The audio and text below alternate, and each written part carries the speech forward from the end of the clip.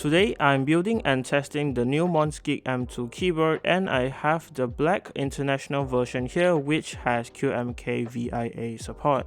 The Monsgeek M2 just launched for around $105 and above depending on the color you choose. So checking out what's included in the box, there's this pre-cut tape mod sticker included on top, a black Type A to Type C cable here which is gold plated, and it also comes with a coil, a bag of screw-in stabilizers that have poked through the plastic bag here, another bag containing extra screws and an Allen key for the screws under the keyboard. And lifting up the keyboard kit, there's more underneath. You get the Monsgeek M2 user manual and a pack of Teflon pads for the stabilizers or the forced break mode on the case, and a few small pieces here of foam for the plate.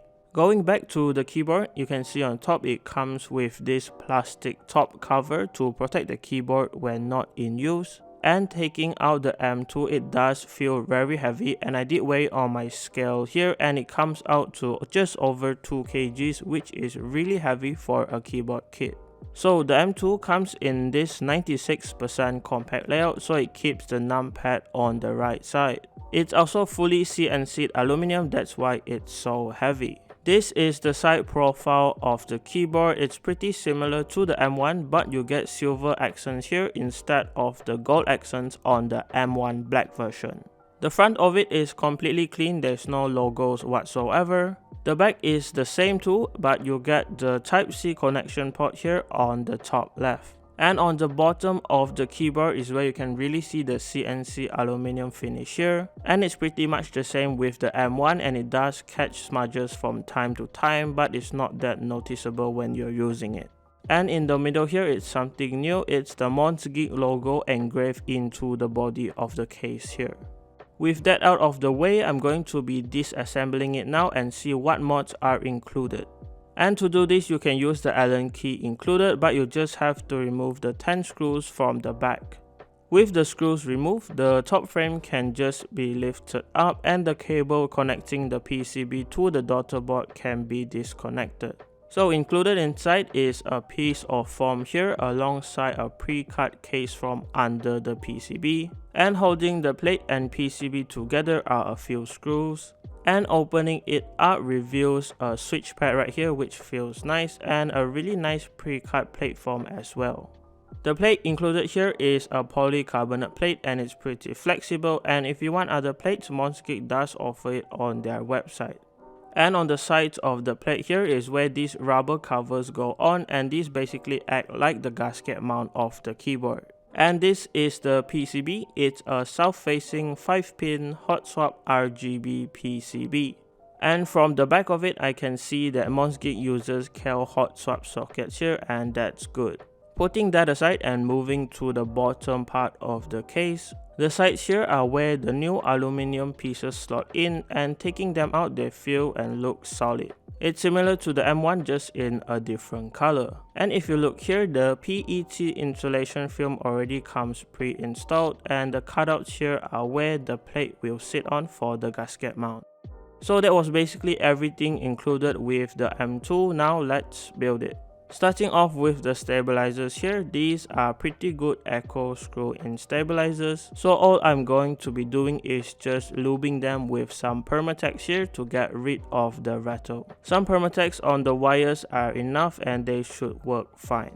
After the steps are all prepared, I then installed the Teflon pads, so they just basically go where the stabilizers will sit.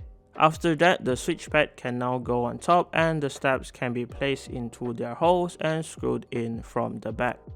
Now the plate form can be installed, followed by the polycarbonate plate, and after making sure all of the holes fit correctly and everything is aligned, the plate can be screwed onto the PCB. This is what the plate and PCB sandwich should look like, and we are almost done. Moving on to the case now, I'm going to be installing some Teflon pads on the frame. So this basically prevents the top and bottom pieces from clacking into each other when the keyboard is in use. It's not really necessary, but I want to be safe, so I'm just installing them now.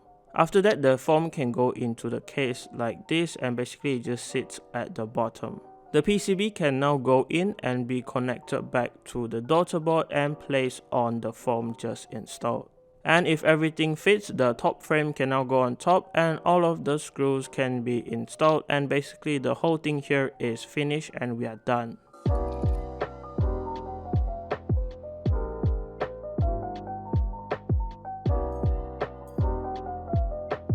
Oh, and if you want to see how the RGB looks like, this is how it looks like on the keyboard. It does look pretty good. The switches I'm using for the M2 today is pretty interesting too. These are the new Akko Haze Pink silent switches, and it's Akko's first silent switch. It's a linear switch with an operating force of 43 grams and it bottoms out at 58 grams. It does look pretty nice in this pink colorway, and from the back we can see it's a 3-pin switch with a cutout for the LED on the top here. The stem here is pretty interesting because it's a silent switch, and taking a look at it, it does come lightly looped from the factory. But it is still quite scratchy out of the box. Because it's a silent switch, you can really hear the scratching quite clearly.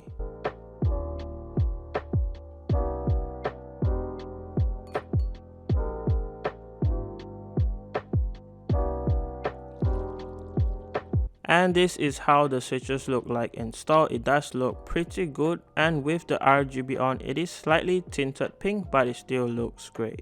As for the keycaps, I'm going to be using this keycap set by Aifei, and they're basically just some GMK Hammerhead clones. Personally, I do like this colorway a lot, and they are double shot ABS cherry profile keycaps. Aifei sets usually come with 173 pieces, so it will fit most layouts out there. Plus, I think it will fit the black on this keyboard too.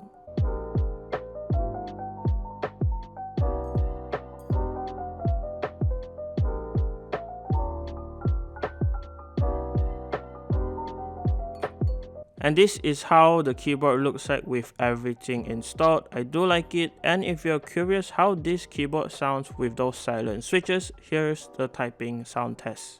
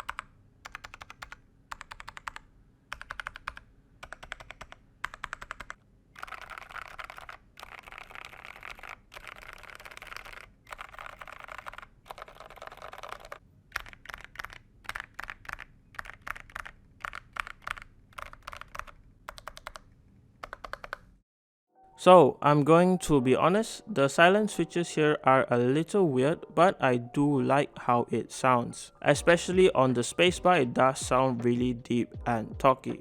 Keyboard wise, I think the M2 is pretty good. Just like the M1, it's a great starter keyboard for people who want to try something that's made out of metal but it's not that expensive. And with the QMK VIA support, it does help with customizability too. So if you're interested in checking out the Monsgeek M2, links will be provided down below, and thanks to Akko and Monsgeek for the stuff in the video. And that does it for this video guys. Leave a like if you liked it, dislike this video if you didn't like it, subscribe if you haven't. Even more keyboard reviews coming very soon. And as always, thanks for watching. Goodbye guys.